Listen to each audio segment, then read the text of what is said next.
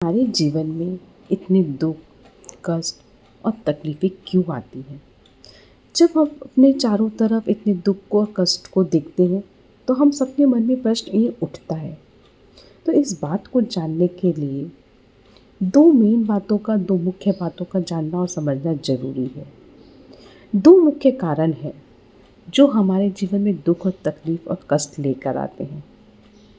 पहला कारण तो ये है कि जीवन एक सहज प्रवाह में है, नेचुरल फ्लो में है। उस फ्लो में भी अपने ढंग की समस्याएं उत्पन्न होती हैं, ज़रूरतें बनती हैं, नए नए तरह के उलझाव आते हैं और हम समय के साथ उस समस्या से समाधान की तरफ बढ़ते हैं, ज़रूरत से पूर्ति की तरफ बढ़ते हैं, उलझाव से सुलझाव की तरफ बढ़ते हैं। जैसे कि अगर हम एक उदाहरण लें, तो जब कल्पना करें कि मनुष्य जीवन शुरू हुआ होगा, तब तो उसके पास रहने के लिए घर भी नहीं थे। धीरे धीरे उसे एहसास हुआ होगा कि चलो घर बनाते हैं, लेकिन जब उसने घर बनाए तो घास फूस वगैरह की जैसी चीज़ों से बनाए।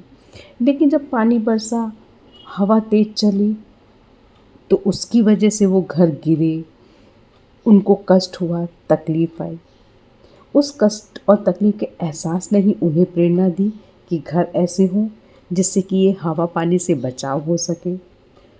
तो वहीं से पक्के घर बनने शुरू हुए होंगे। लेकिन धीरे धीरे अर्थक्वेक आए।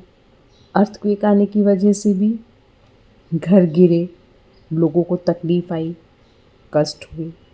लेकिन उसी ने ही प्रेरणा दी, इस कष्ट ने ही, कि घर ऐसे हों जो कि अर्थक्वेक प्रूफ हो। हाँ ठीक है, लेकिन जब तकलीफ़ आती है, कोई कष्ट आता है, हमें दुःख का एहसास होता है, रोना आता है। हमें एक बार के लिए लगता है कि पता नहीं अब आगे क्या होगा। और जो उस समस्या का, उस कष्ट का हिस्सा होते हैं, उनकी हालत और भी थोड़ी बुरी हो जाती है। जीवन के इस तरह के सहज प्रवाह में कब कौन किस समस्या का और कष्ट का हिस्सा बन जाएगा, ये नहीं पता। हाँ, लेकिन जो उस समस्या का, उस कष्ट का हिस्सा बनता है, उसको दुःख भी होता है, तकलीफ़ भी होती है, उदासी भी आती है, थोड़ा डर भी आता है कि ना जाने अब आगे क्या होगा। लेकिन यही सब चीज़ें हमें हमें नहीं भूलना चाहिए, जीवन को बेहतर की तरफ विकसित करने की भी प्रेरणा देती है, यानी कि समाधान की तरफ जाने की भी प्रेरणा देती है। लेकिन जो दूसरा मुख्य कारण है हमारे जीवन में दुखों और कष्टों को लाने वाला, वो है हमारा इनर सेल्फ। हम अपने इनर सेल्फ में कैसे हैं, वो भी एक बहुत बड़ा मुख्य कारण बनता है हमारे जीवन में दुखों को और कष्टों को लाने वाला। जब इस तरह से कोई भी समस्या आती है, हाँ ठीक है, हमें डर लगता है, उदासी आती है, रोना आता है। लेकिन जब हम ऐसे में जीवन के प्रति कंप्लेनिंग मूड में चले जाते हैं, शिकायतों से भर जाते हैं, दूसरों के प्रति और अपने प्रति दुर्भावना से भर जाते हैं और बहुत ज़्यादा डर से भर जाते हैं, तब ये सारी भावनाएं भी और अधिक दुख को और कष्ट को लाने का कारण बन जाती हैं। तो इसके लिए हमें चाहिए कि हम अपने इनर सेल्फ के प्रति होश में रहें।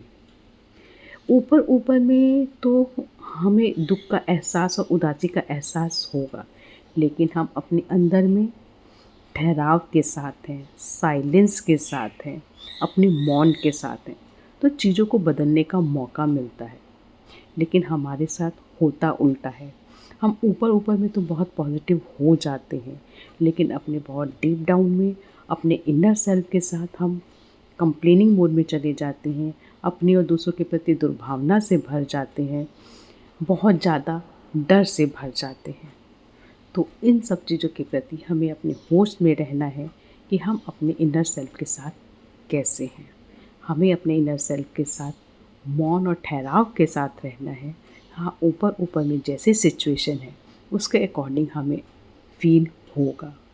हम किसी समस्या का हिस्सा बने हैं या कष्ट आया है, तो दुख और तकलीफ़ का एहसास होगा, डर भी आएगा, रोना भी आएगा। लेकिन उन सब के साथ भी हम अपने इनर सेल्फ के साथ मौन के साथ हैं, ठहराव के साथ हैं, तो चीज़ों को बदलने का मौका मिलता है।